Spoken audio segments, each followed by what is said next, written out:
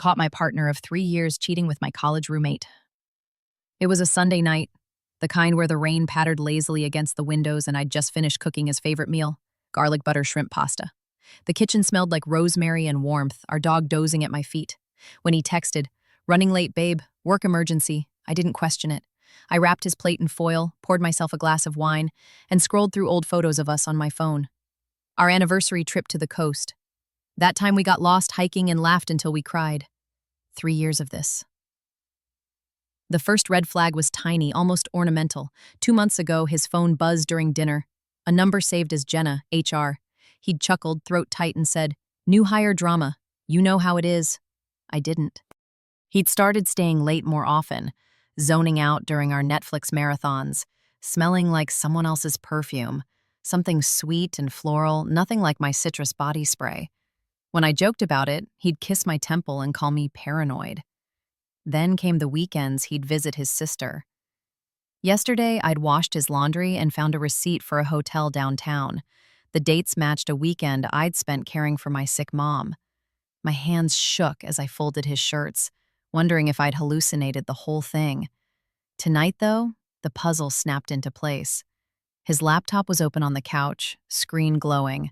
I never snooped, but something, the tilt of the screen, the way he'd rushed out, made me glance. Discord notifications flooded the corner. "Jenna, you free tonight?" I wish I hadn't clicked.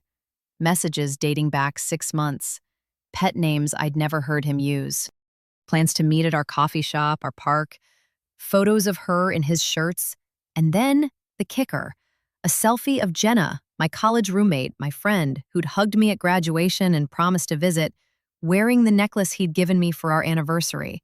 Lost it at the gym, he'd said.